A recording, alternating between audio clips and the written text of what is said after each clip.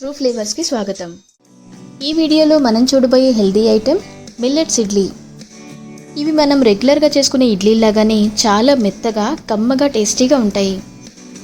మరి ఈ tasty and healthy రెసిపీని ఎలా తయారు చేసుకోవాలో చూసేద్దాం. మా ఛానల్ని మీరు ఇంకా సబ్స్క్రైబ్ చేయకపోతే వెంటనే సబ్స్క్రైబ్ చేసుకుని పక్కనే ఉన్న బెల్ ఐకాన్ని యాక్టివేట్ చేసి ఆల్ అనే ఆప్షన్ని సెలెక్ట్ చేసుకోండి. ముందుగా ఒక కప్పు మినప్పప్పుని శుభ్రంగా కడుక్కుని 6-7 గంటల పాటు నానబెట్టుకోవాలి. అలాగే 2 కప్పుల కొర్రలను కూడా తీసుకుని శుభ్రంగా 3-4 సార్లు కడుక్కుని నానబెట్టుకోవాలి. కొర్రల్లో జనరల్గా మట్టి ఎక్కువగా ఉంటుంది కాబట్టి ముందుగానే కడుక్కుని శుభ్రంగా అప్పుడు నానబెట్టుకోవాలి. మనం ఇక్కడ ఇడ్లీ నూకకి బదులుగా కొర్రలను ఉపయోగిస్తున్నాం కదా. కొర్రలు వెయిట్ లాస్ కోసం ఎంతో మంచి ఫుడ్. అలాగే డయాబెటీస్ ఉన్నవారికి ఇన్సులిన్ లెవెల్స్ని కంట్రోల్ చేయడంలో కూడా ఎంతో ఉపయోగపడుతుంది. దీనిలో ఫైబర్ ఎక్కువగా ఉంటుంది కాబట్టి కొర్రల్ని రోజువారీ ఆహారంలో భాగంగా చేసుకోవడం వల్ల ఎన్నో హెల్త్ బెనిఫిట్స్ ఉంటాయి.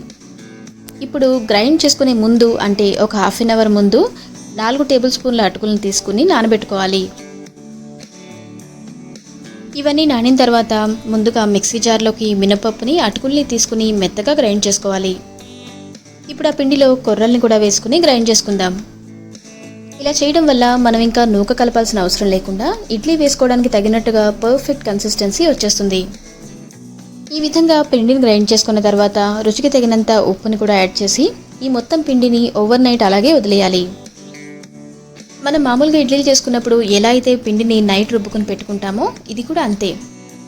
నెక్స్ట్ డే మార్నింగ్ కల్లా పిండి బాగా పొంగి ఈ కన్సిస్టెన్సీలోకి వస్తుంది.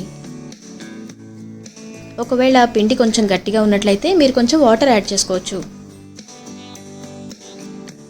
ఇప్పుడు ఇడ్లీ రేకులపై ఆయిల్తో గ్రీస్ చేసుకుని ఈ పిండితో ఇడ్లీలా వేసుకోవాలి. ఈ విధంగా మొత్తం ఇడ్లీలు వేసుకుని స్టవ్ మీద పెట్టుకుంటే 15 నుంచి 20 నిమిషాల్లో మనకి ఎంతో హెల్దీ అయిన బ్రేక్ఫాస్ట్ రెడీ అయిపోతుంది.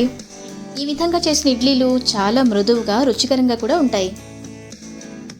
పైగా హెల్దీ కూడా. 15 నిమిషాల తర్వాత మూత తీసి చూస్తే మనకి ఎంతో రుచికరమైన ఇడ్లీలు రెడీ అయిపోతాయి. వీటితో పల్లీల చట్నీ అయినా పుట్నాల చట్నీ అయినా లేదంటే కారపొడితో తిన్నా కూడా చాలా చాలా టేస్టీగా ఉంటాయి. నెక్స్ట్ టైం మీరు ఇడ్లీ చేద్దాం అనుకున్నప్పుడు నార్మల్గా కాకుండా ఇలా ట్రై చేసి చూడండి. ఖచ్చితంగా మీరు మళ్ళీ ఇలాగే చేస్తారు. ఎంతో హెల్దీ అయిన కొర్రల్ని రోజువారీ ఆహారంలో భాగంగా ఎలా చేసుకోవచ్చో చూపించే ప్రయత్నమే మా ఈ వీడియో.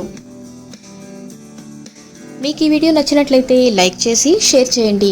మీ ఫీడ్బ్యాక్ని మాకు తప్పకుండా కమెంట్ బాక్స్లో తెలియజేయండి.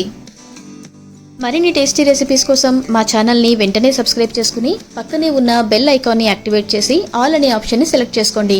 దీనివల్ల మేము ఏ వీడియో అప్లోడ్ చేసినా వెంటనే మీకు నోటిఫికేషన్ వస్తుంది. మరో టేస్టీ రెసిపీతో మళ్ళీ కలుద్దాం.